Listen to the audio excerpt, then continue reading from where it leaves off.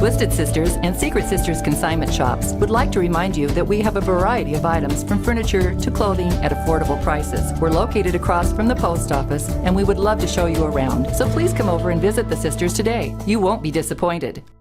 Yes, correct. Yes, I just put together a cookbook that today I'm having a book signing at the library. It's a low-fat, low-carb, low-calorie cookbook, high protein with meals for every type of entree, beef, pork, seafood, chicken, turkey, side dishes. There's even a recipe for dessert that's only 148 calories per serving. It's called the coconut dream pie. Wow. So, you know, it's very good for you. The one thing I could promise anyone who purchases this book and uses it is that with this book they could control their weight. If they want to gain weight, if they want to lose weight, whatever they want to do, just follow this cookbook and the recipes. And this cookbook has information in it that you don't find in ordinary cookbooks. There's information on cutting calories without depriving your body of food. There's information on the concept of burning more calories than you consume. There's information on carbohydrates, correct information, not what you hear on TV. There is the book in general. What I was trying to get was to get people to understand not as much what to eat, but how to eat. For instance, there's an article in there about the purpose of eating, okay? Or eating with a purpose, it's called. There's only one purpose to eat. That's to supply your body with fuel. Unfortunately, most of us eat mindlessly. How many times have you caught yourself sitting in front of a TV watching a movie and just eating?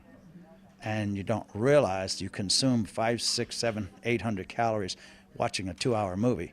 You do that 3 times a week. You could add over 2 pounds a month or 3 pounds a month, and in 6 months you're like, oh my God, you know, I've got to a point where I really need to do something. There's lots of different things.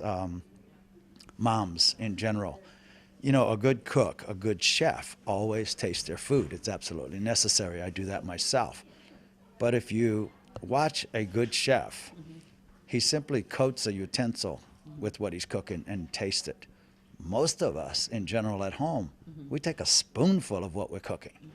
You know, when you're cooking a meal and you do this 8, 10, 12 times through the meal, you could add as much as 200 calories that you may not be calculating when you're calculating what you eat.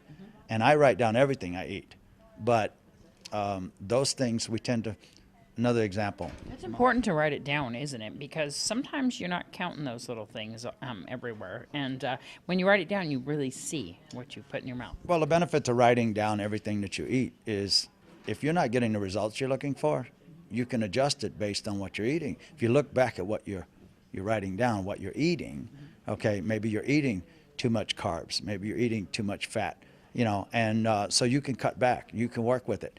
Maybe your body doesn't burn off as many calories as your husband or your wife or your son or whatever, and you need to adjust your intake of food accordingly. I mean, the general idea is that 2,000 calories a day, but that doesn't fit everyone. Because of my workouts and stuff, I consume probably 2,600 calories a day just to maintain my body.